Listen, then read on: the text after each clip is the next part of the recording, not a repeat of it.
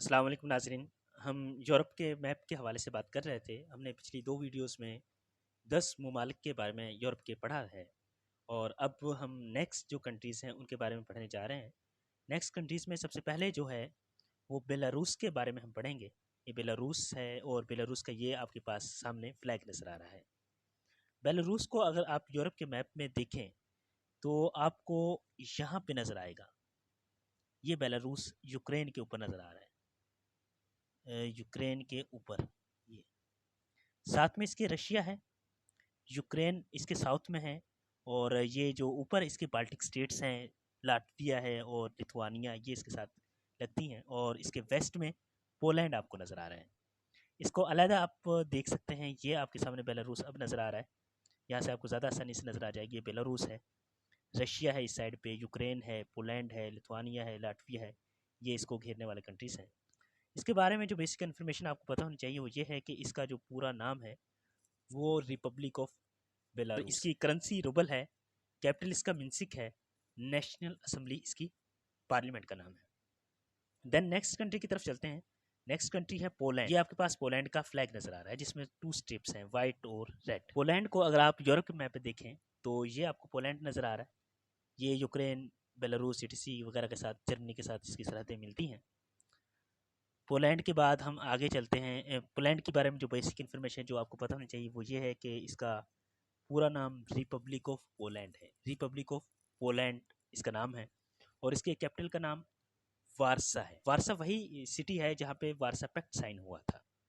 वह ये था कि यूएसएसआर ने नेटो के मुकाबले में अपना एक अलायंस बनाया था जिसको वारसा पैक्ट बोलते हैं और ये 1955 में हुआ था। 1955 में हुआ था।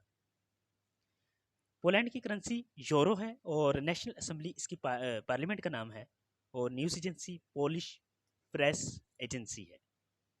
अच्छा, आपको ये पता होना चाहिए कि रशिया और पोलैंड के दरमियान में उस टाइम पे जो लाइन थी उसको कर्जन लाइन बोलते थे। कर्जन लाइन बोलते थे। ठीक हो गया। इसके बाद हम अगले कंट्री की तरफ जाते हैं। अगला कंट्री है चेक रिपब्लिक। ये चेक रिपब्लिक का फ्लैग आपके सामने नज़र आ रहा है। अगर आप यूरोप के मैप में देखें तो आपको चेक रिपब्लिक यहाँ पे नज़र आएगा। ये इसके इस साइड पे नॉर्थ में पोलैंड भी है और नॉर्थ में ही जर्मनी है, वेस्ट में भी इसके जर्मनी मौजूद है, ऑस्ट्रिया मौजूद है, यहाँ पे हंगरी मौजूद है। ठीक है, ये वाले कंट्रीज यहाँ पे मौजूद है। इसका मैप इस तरह से भी देख सकते हैं, आपको यहाँ पे ज़्यादा क्लियर नज़र आ रहा है। ये चेक रिपब्लिक है, पोलैंड इधर है इसके ऊपर, जर्मनी इसके वेस्ट और नॉर्थ में है, ऑस्ट्रिया है, स्लोवाकिया है, हंगरी इससे थोड़े से फासले पर मौजूद है। ये वाला कंट्रीज इसके आसपास मौजूद है और ये एक लैंड लॉक्ड कंट्री है। इसके बारे में देखते हैं हम आगे। ये जो इन्फॉर्मेशन आपको पता होनी चाहिए इसके बारे में वो ये कि ये एक लैंड लॉक्ड कंट्री है। इसको जिचिया भी बोला जाता है। पार्लियामेंट इसकी पार्लियामेंट ही कहलाती है। इसको पार्लियामेंट को पार्लियामेंट ही बोलते हैं और इसकी न्यूज़ एजेंसी का नाम CTK है। बैकेलिक एयरपोर्ट इसका एक फेमस एयरपोर्ट है। अगला जो कंट्री जिसके बारे में हमने पढ़ना है वो है स्लोवाकिया। स्लोवाकिया स्लोवाकिया का ये आपके पास सामने फ्लैग नज़र आ रहा है। स्लोवाकिया का हम मैप देखते हैं। ये स्लोवाकिया आपके सामने मौजूद है। ये वाला पोलैंड है ऊपर, चेक रिपब्लिक जो भी हमने पढ़ा, ऑस्ट्रिया की सरहद इसके साथ मिलती है, हंगरी मिलता है इसके साथ, यूक्रेन की सरहद इसके साथ लगती है।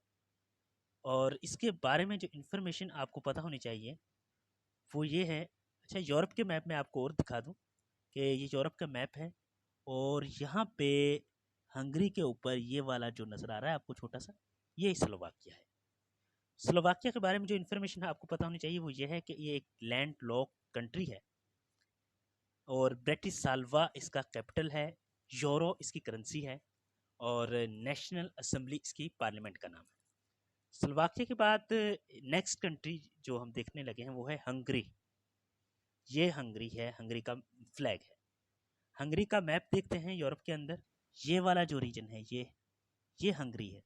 रोमानिया के साथ इसकी सरहद लगती है, बल्गारिया के साथ लगती है, ये डिफरेंट वीना के ये इसके ऑस्ट्रिया के साथ लगती है। ठीक है, स्लोवाकिया है इसके ऊपर।